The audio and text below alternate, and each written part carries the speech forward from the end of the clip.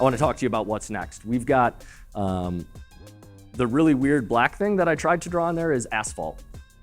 That drive-through building is surrounded by gravel right now, and when customers drive through, our walls get caked with dust.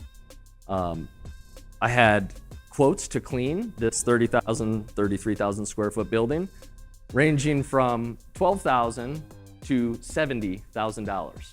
It's like I could rebuild it. Like I could. The quote was to clean the doors. I'm like, I can literally buy all new doors, take them out, and put new ones in for 70 grand. And you want? It's ridiculous. Ultimately, I found a company that did it for 6 grand.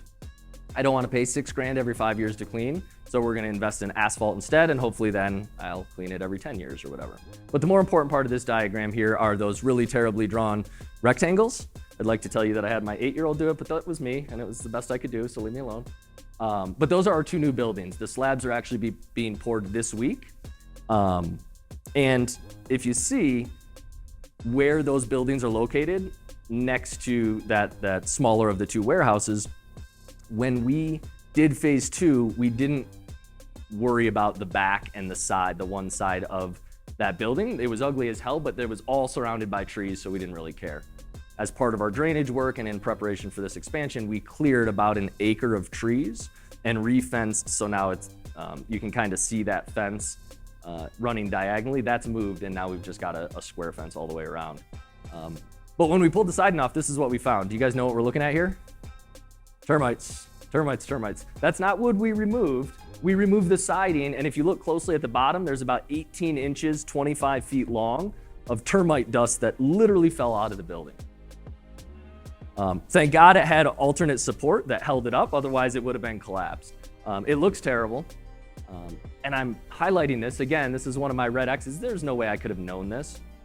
But I think sometimes, especially like, my hope is that you guys see this ultimately as a success story. But if all you see is what it looks like at the end, you can fool yourself into thinking that like those of us that have experienced a bunch of success just have the Midas touch and everything works out well.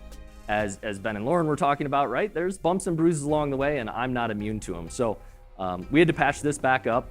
We did. It wasn't as expensive as I thought. I think it was like 10 or 11 grand to do it all. That's what the back of the building looks like today. And there.